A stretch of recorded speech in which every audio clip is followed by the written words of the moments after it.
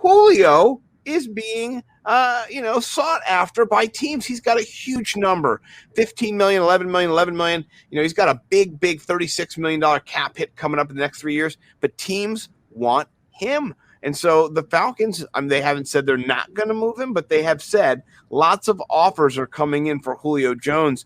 If that happens, I don't know if it happened before the draft, if retroactive to the draft, but that could be something too that would change what happens if they know. Do you know who the top teams are? Because I just saw that article and I didn't really delve into it. Yeah, I mean, you know who my dream is for Julio. What's your dream for Julio? Aaron Rodgers. Oh, yeah. Aaron Rodgers and Julio Jones. That would be remarkable. I would love that. As long, barring injury, he still has enough gas in the tank. If you put him with Devontae Adams and Aaron Rodgers, that's a why not? Why not just spend what you need to spend to get that? I wonder where they are if they're even on the list, but they should be.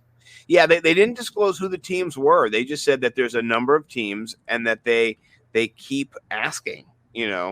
All right, so that this is the rumor. San Francisco goes 3. If you're San Francisco, how are you ranking the quarterbacks? I want to hear. Let's talk these positions. Yeah, and we'll probably do this again a little bit next week too. But I do want to know what you think if you have that pick. Who do you want? I'm going Justin Fields. That's who I'm going. At number 3, I think he's a great pick for San Francisco. He's got 4.4 speed, 4.5 speed. He's got a strong arm, and I think his pocket awareness is developing. I think he's going to be a really good pro quarterback, and so he fits right into the Josh Allen, Kyler Murray mobile quarterback mold. You have to have legs now. It's just part of the game, and he does. So I really do like him, and I think if I were San Francisco, they've had success before. I know it was different regime, different circumstance with Colin Kaepernick, though.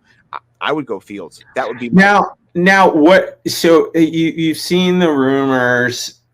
Shanny is basically saying the rumor is that the 49ers organization does not want to go Mac Jones, and Shanny does. That's what I'm getting off the internets. That's the vibe I'm getting.